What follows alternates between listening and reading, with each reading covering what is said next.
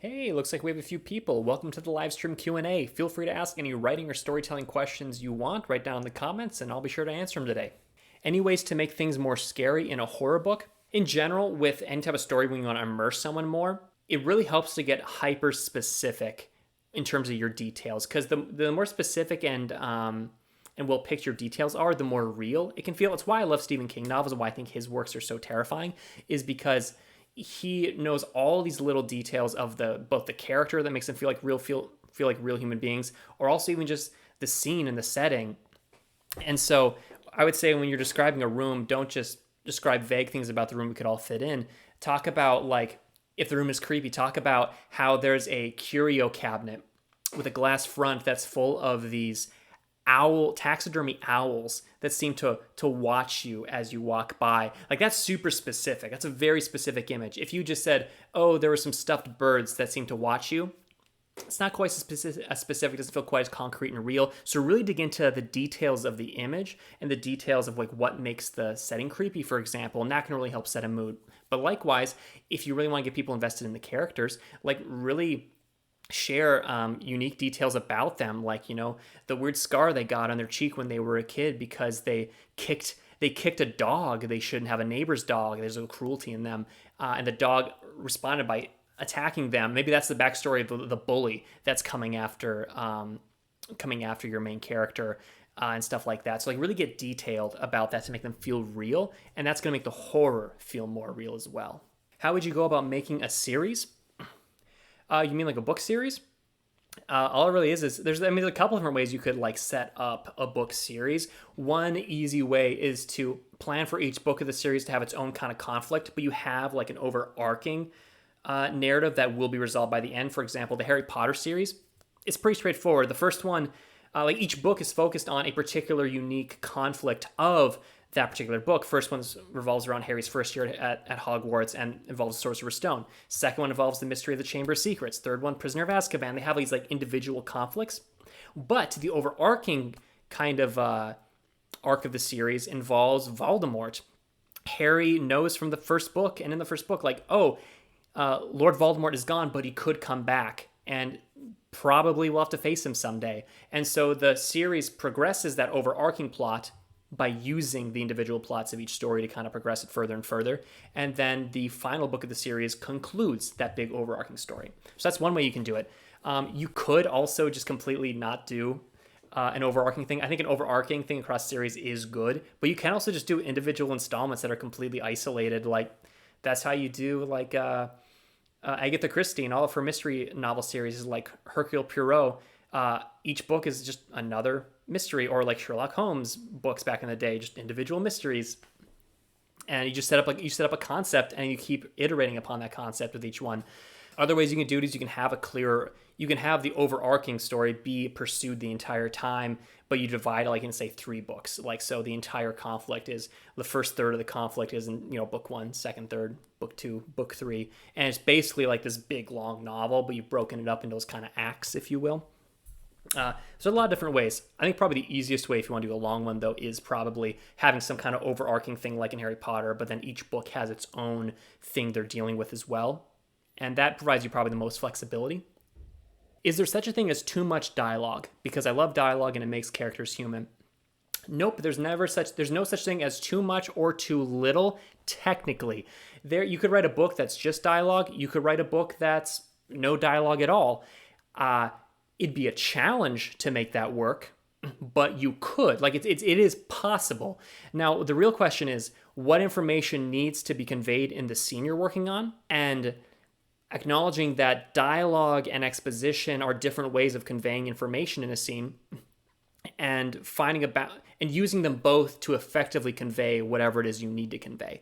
If you can convey it all with just dialogue, you can write that story with just dialogue. If you can convey it all with just exposition effectively, you can just do that. It's nearly always better to blend the two together, to use a combination of the two. But where you fall on that spectrum in terms of balancing them will just depend on how effectively you're using those tools, and whether or not you are using them to convey the information you need to. But yeah, there's no set amount of balance that is necessary. Art is flexible. How do you stop yourself from burning your first draft? Well, first off, you want to put down the matches. Step away, and then remember that the quality of your first draft is not a reflection upon you as a writer. If you wrote a bad first draft, that does not make you a bad writer. It makes you just a writer. And it's totally okay. Don't look at the words, and don't let them offend you in such a way, because what you're doing is you're just getting something down. And I guarantee also there's a lot you hate in there, but there's also going to be some stuff that's working really well that you're not seeing right now because it's so fresh in your mind and you're just hating on some of the bigger aspects of it. But there's some good stuff in there. Don't throw the baby out with the bathwater. Don't burn it down. Don't set the baby on fire. But yeah, how do you stop yourself from hating that first draft so much? Is just give yourself a little grace on that first draft. It doesn't make you a bad writer that you wrote a bad first draft. And it's not done. It's step one. It's okay. How do you stop yourself from editing and revising while writing first drafts? For me, what helped me stop editing and revising so much as I went along, or as I was writing, what stopped me from editing and revising as I was writing that first draft was a few different things. First of all, I became very comfortable and accepting of the purpose of a first draft.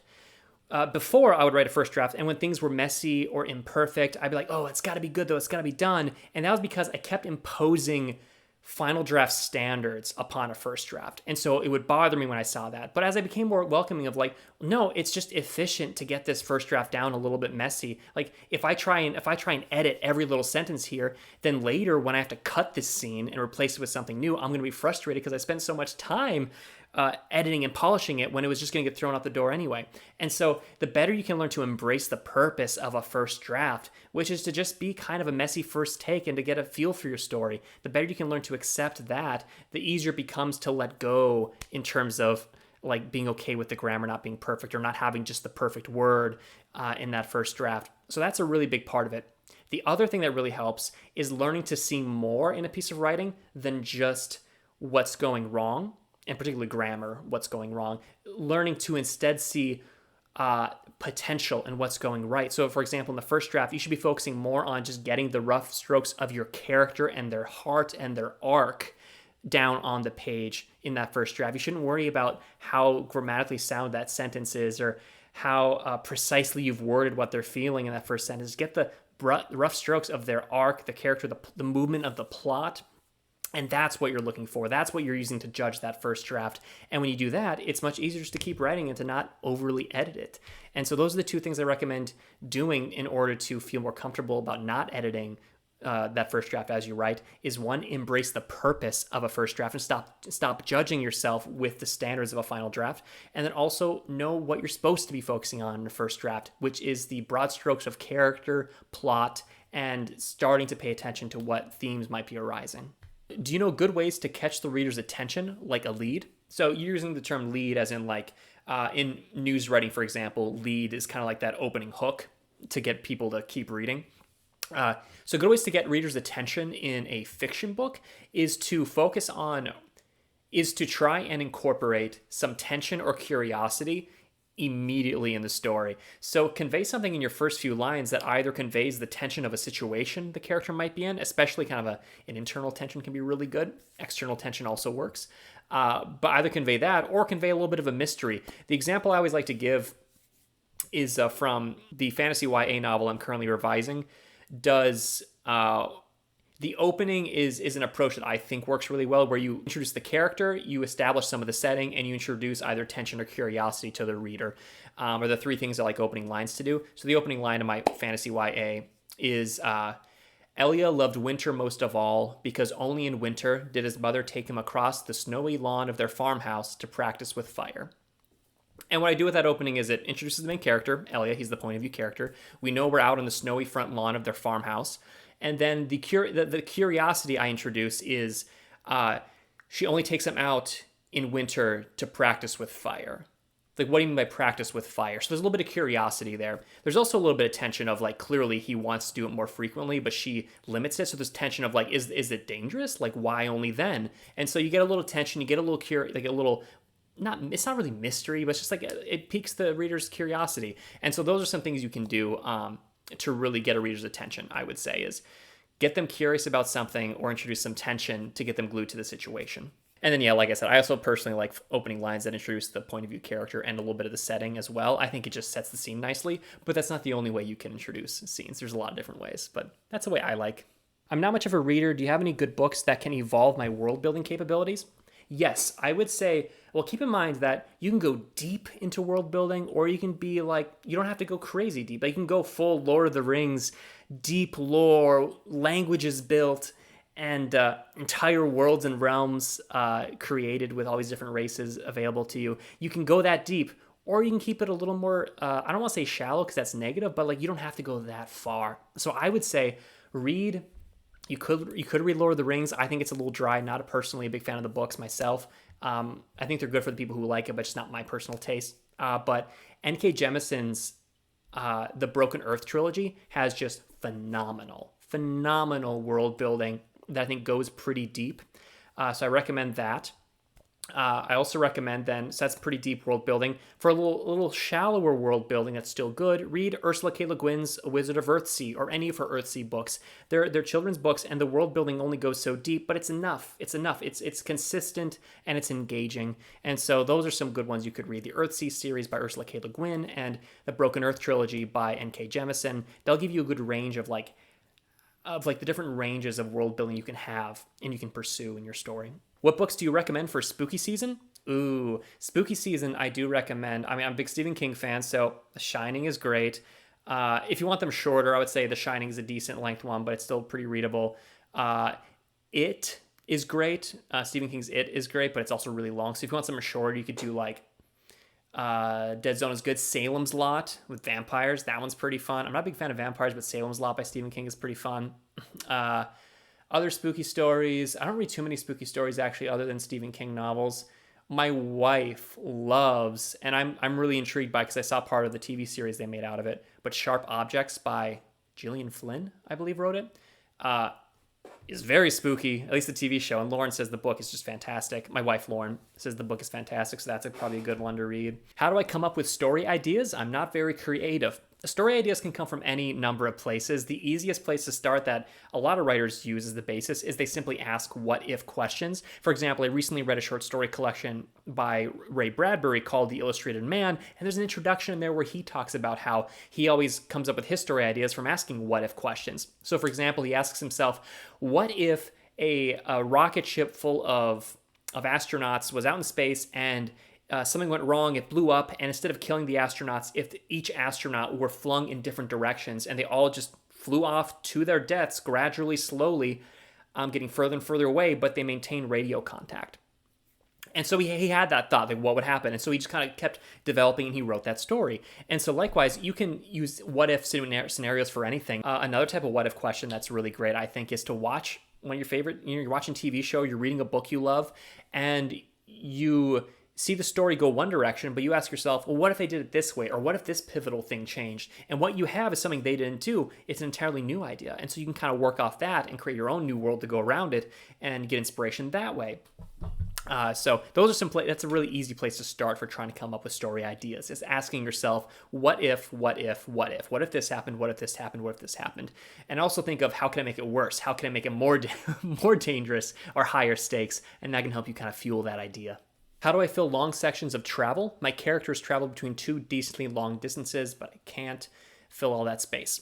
So what you want to do when you have long travel to cover is, one, it can help to get really real practice at describing scenery, but also have scenery changing is some small things you can do. Have them come to different places, obviously. But the most important stuff is you're going to want to have events happen. You're going to want to have them maybe come across enemies on the road or have internal strife with their travel group. And you're going to want conflict and events to arise and challenges for them to overcome, both in the scenery, both in the geography and in potential other characters, or like a storm comes, like things like that. You're going to want conflict to come to find them on the road to wherever they're going. A really great novel I would say you could use as a model for a long travel that also has a lot of good conflict and a lot of good stuff in it is read Stephen King's The Gunslinger. It's the first of the Dark Tower series. I really like it. And the story opens up with the gunslinger in a desert pursuing the man in black. And the whole story is him pursuing the man in black and going across all these different The scenery changes. The challenges he faces. He goes to towns with enchanted people that attack him. There's way stations and stuff like that. So you can explore the world, but all these challenges keep coming and facing him. So I would suggest reading that as a good example of how you can make travel interesting. Is there a proper way to handle serious themes in books with young target audiences?